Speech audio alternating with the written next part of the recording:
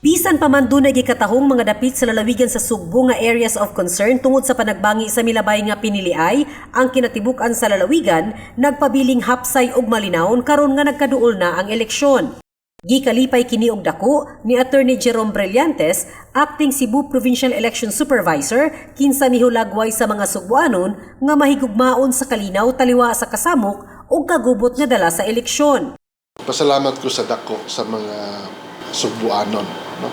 Nga ilang pagsigugma sa malinawon nga eleksyon. As yes, of course, sa itong mga PNP and uniformen for maintaining this, no?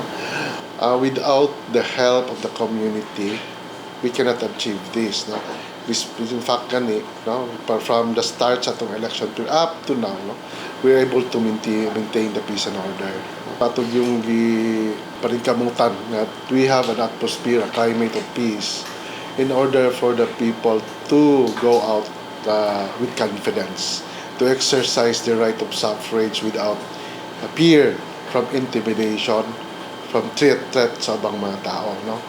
Election will be on Monday, May 9. Go out to your houses, exercise your right of suffrage freely. Think, evaluate the program, the qualification of our candidate, of every candidate that we have.